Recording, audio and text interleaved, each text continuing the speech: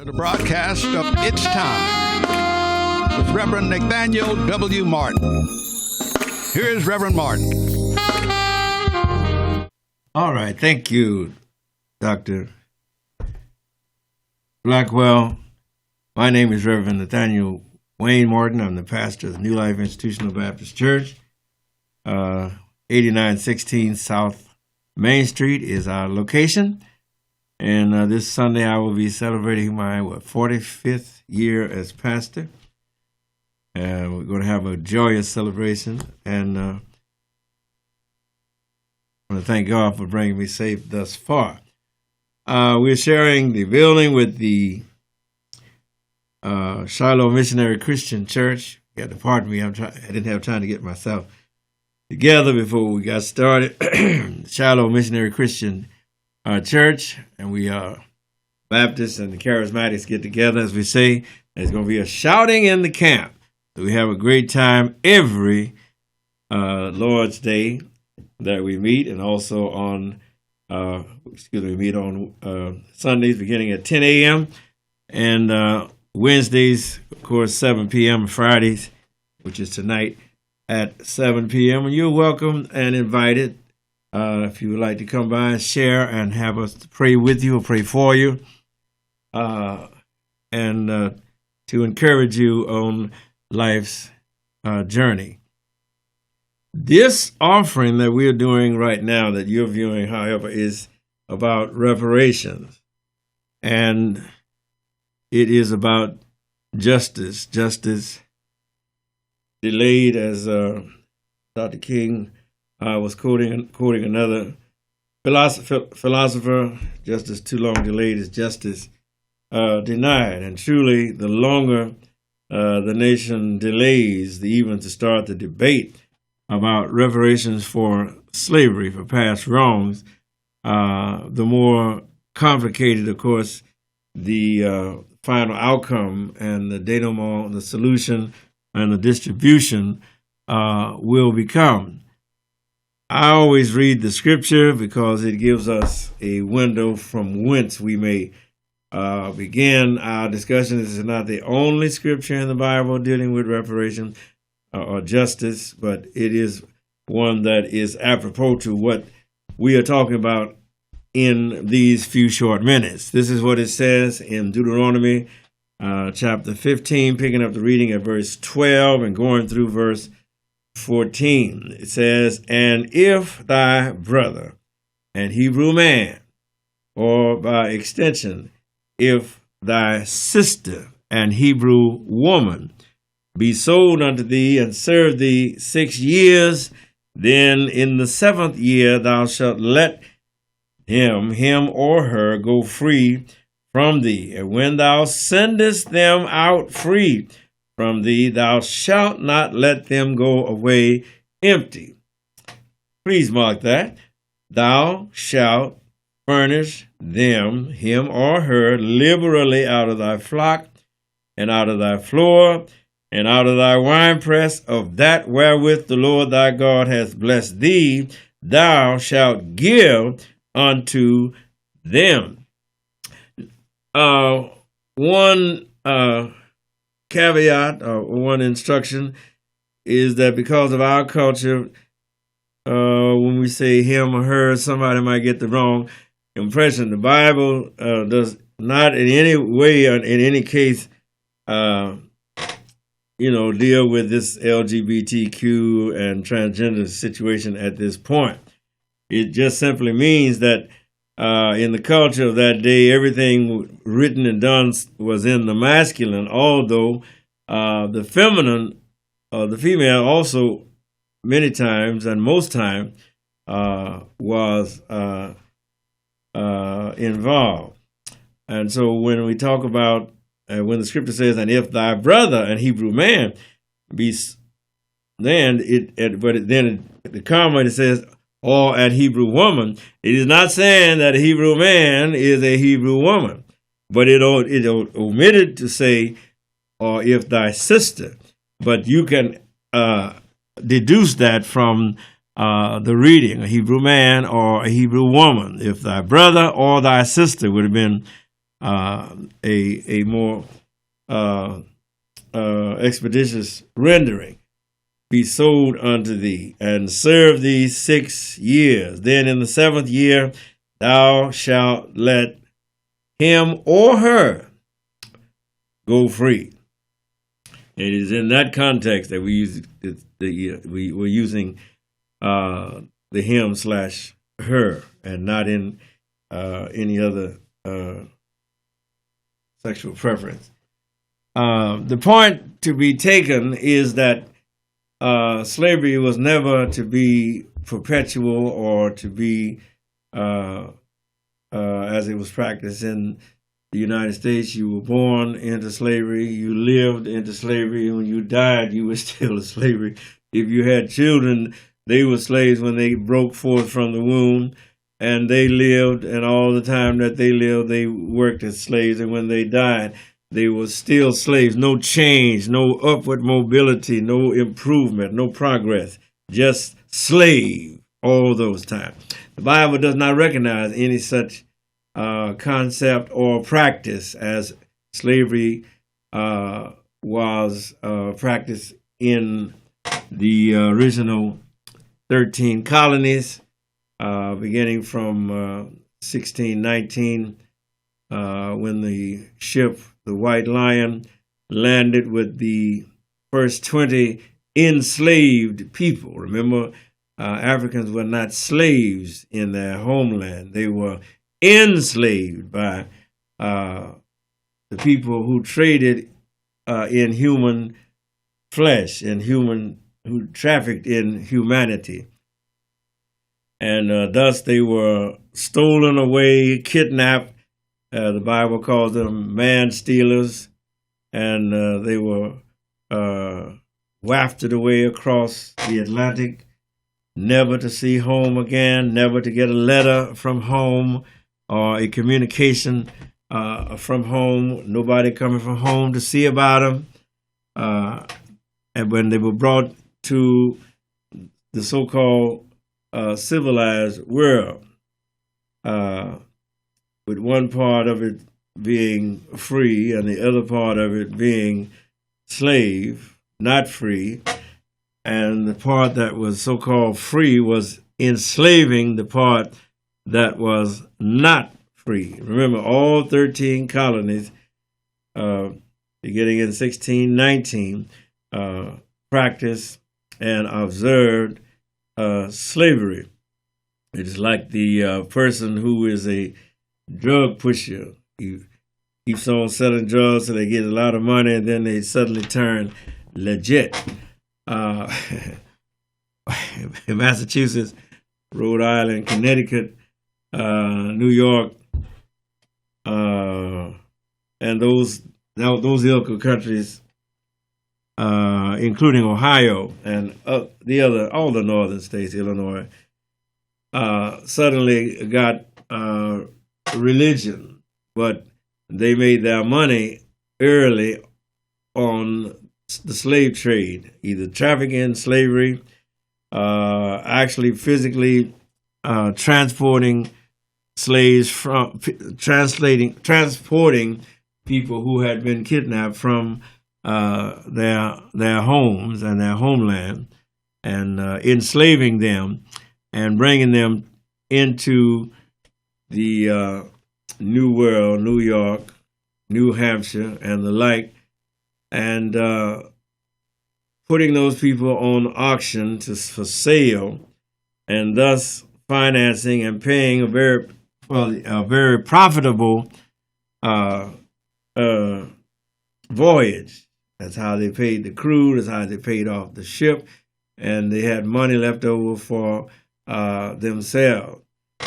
And so, with that type of a background, is a book. It's been out quite a while now. It's written by Craig Stephen Wilder, and can you see that? Put it up there. Craig Stephen Wilder, and it's entitled Ebony and Ivy. And this book talks about the connection between slavery and the founding and establishing and the financing of the so-called Ivy League colleges here in the United States. Those Ivy League colleges would be Harvard, Yale, Princeton, Columbia University, the University of Pennsylvania, and Brown University. All of those beautiful colleges, wonderful schools, were brought into existence on the backs of slaves, not just because the slaves built the colleges, but because the presidents and the deans and the philanthropists who donated to the college trafficked in human slavery. And as a result, these universities now are attempting to begin to acknowledge. I think I said somewhere last week that it's one thing to have the knowledge, but it's another thing to acknowledge.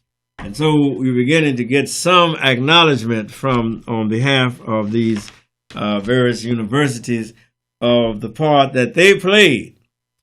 Not the part that slavery played in them, but the part that they played in the slave trade.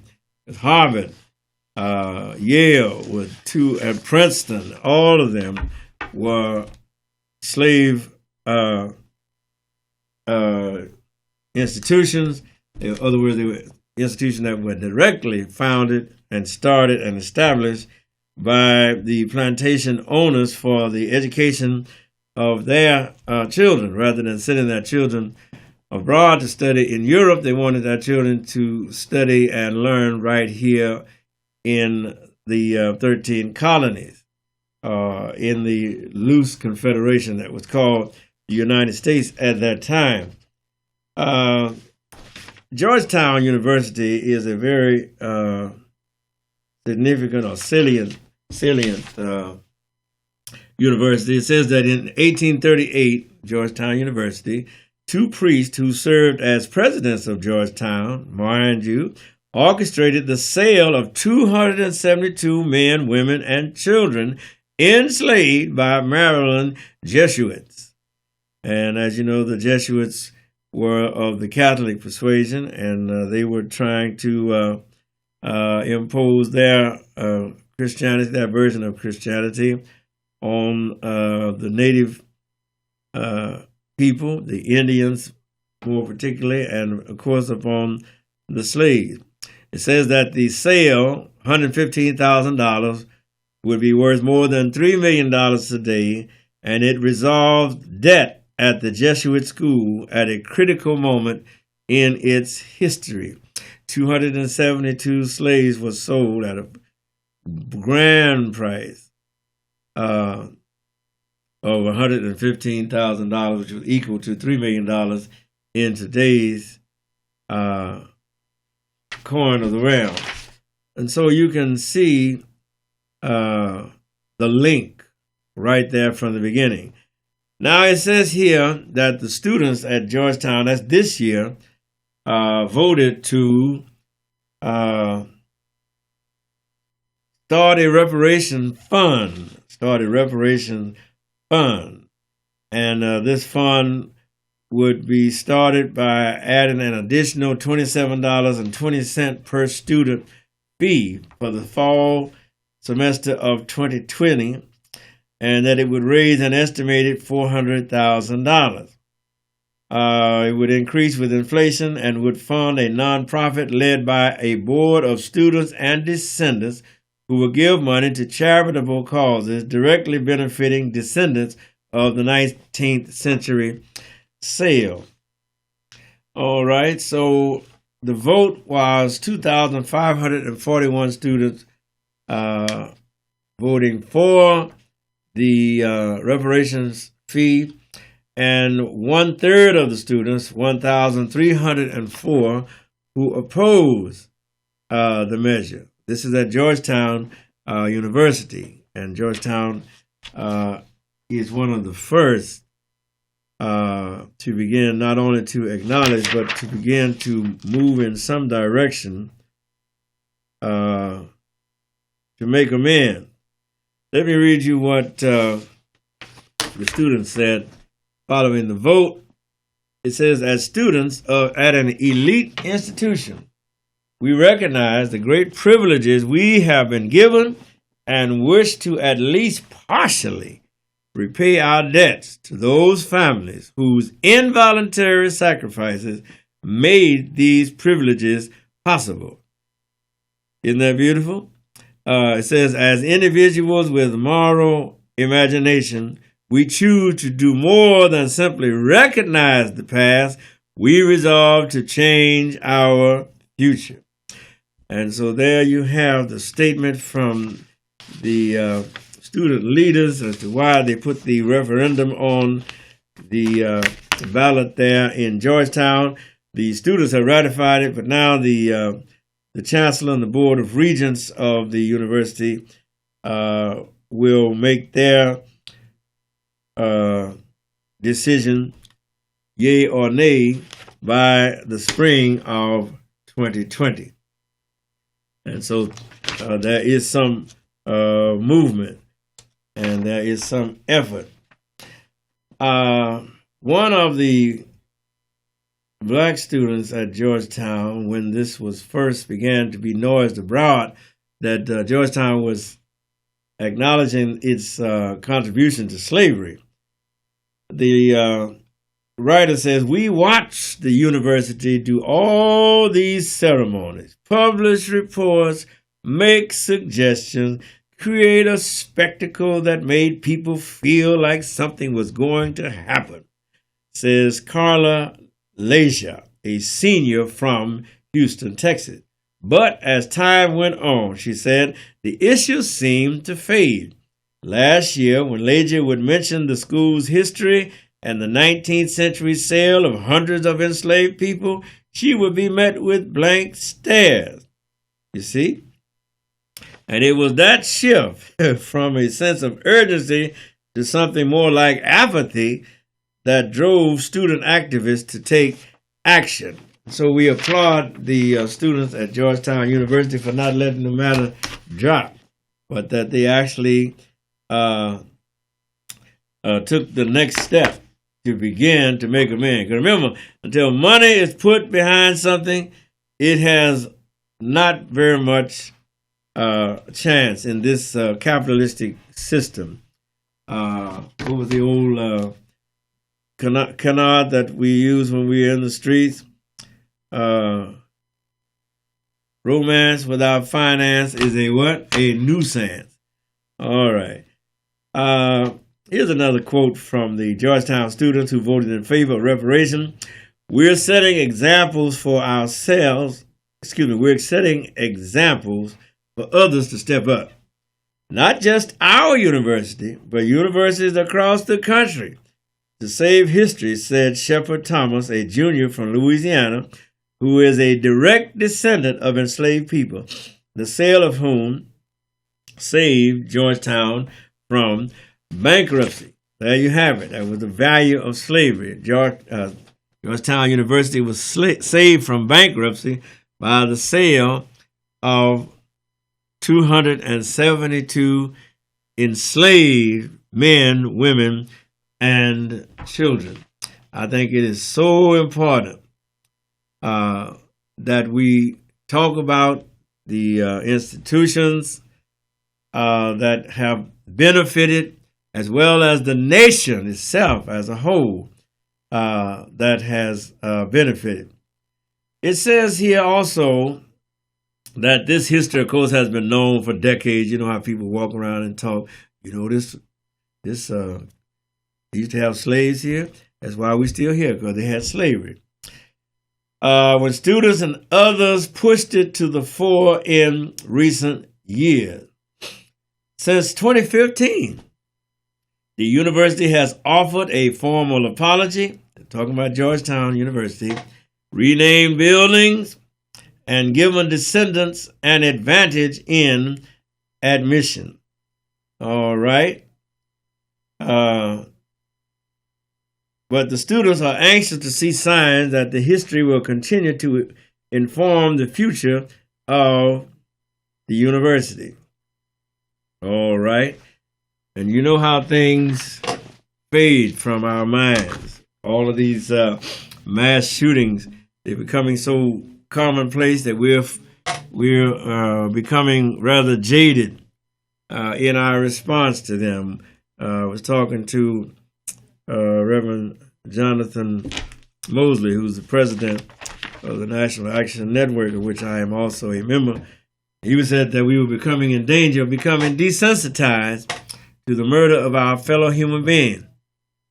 Why, just this week there was a horrific school shooting up there in Saugus, up in that area, and 2 people, I believe, were killed, and a lot of them were injured and wounded. And the shooter was a 16-year-old student. Where have our morals? Where has our empathy? Where has our humanity descended to such a level that now kids can take up guns and come to school and shoot up each other?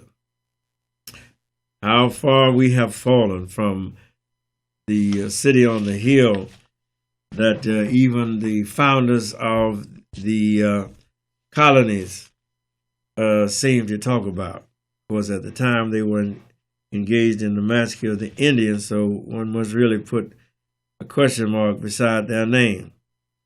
All right. We have, therefore, a great task not to let the nation forget, not to let the society gloss it over, or shine it on, or move on, without doing anything serious about the reparations for slavery. Now remember, the meaning of reparations says, and this is out of the dictionary,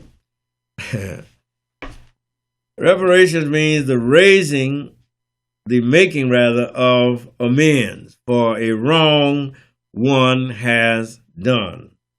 Or it means helping those who have been wrong. That's what reparations are, to help those who have been wrong. It's the making of amends for a wrong one has done. The compensation, that's another definition of reparation, is that it is a compensation for war damage paid by a defeated state. Well, that one ain't going to fly because the United States was not a defeated state. It was very victorious. The aim of reparation, number 3, is, where possible, to restore the situation that would have existed had there been no wrongful act. Let me read that again. The aim of reparations is, where possible, to restore the situation that would have existed had there been no wrongful act. All right? And so, therefore, reparations is remedial justice. It involves restitution, compensation, or rehabilitation. And so, in order to keep these thoughts before us and before myself, we really have got to become more vigorous in our outcry. You notice in the political debate that talk about reparations has fizzled out and gone away because the people that at least they brought it up, but they were bringing it up only in the context of getting themselves a favorable notice in the public eye, and in order to get themselves elected, if possible.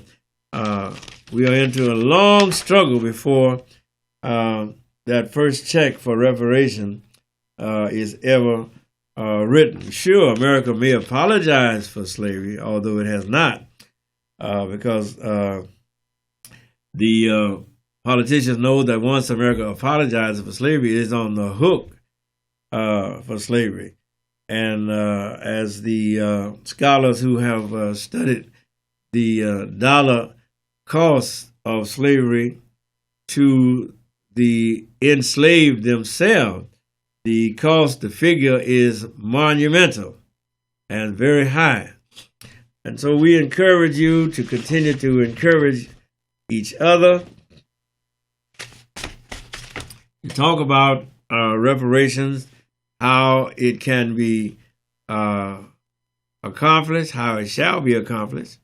And I don't have any illusions that reparation would ever come in my lifetime. I being 73 as of this last week, on November 8th of last week. Of course, I was here with you because it's important to keep this message going forward. But we thank God for His word, and we thank God that He has taught us that whatsoever man soweth, that shall he also reap. And if this nation is going to be a great nation, as Dr. King said, we need a radical revolution of values. And part of that is going to begin with the acknowledgement, not just the knowledge, the guilty knowledge, but the acknowledgement of the wrong that was perpetrated against black people who are enslaved here against their will, and since then have not only been repressed, but have also many times been held back by its own government.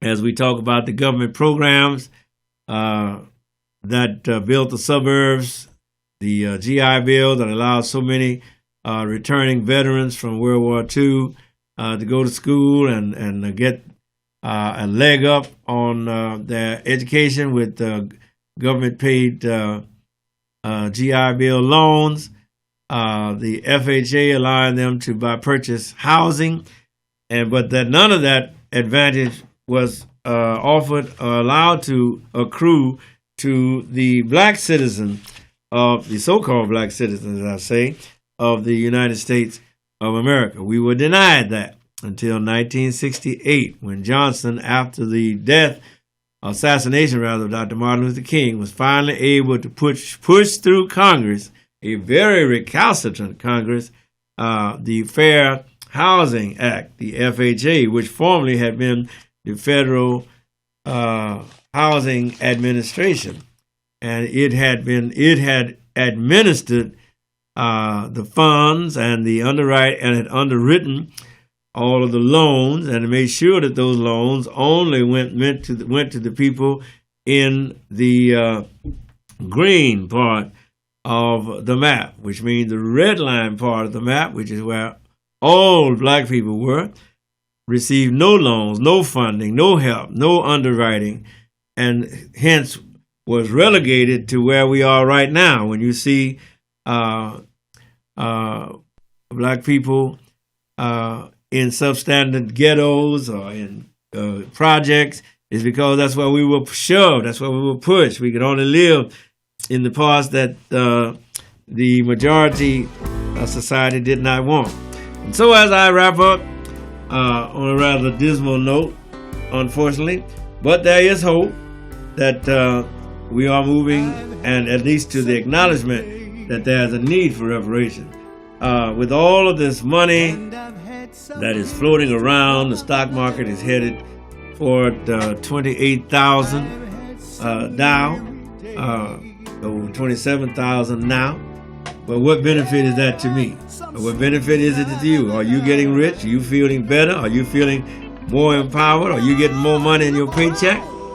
And so what we're saying is that we're going to have to begin as so-called black people, that we're going to have to start beginning to start our own and more of our own enterprises and businesses, which is always risky, but we've been swinging on a tightrope all our lives.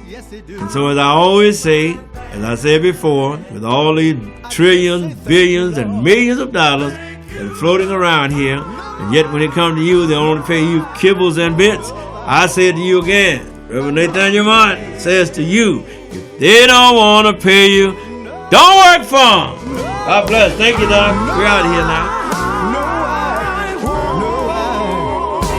I won't complain.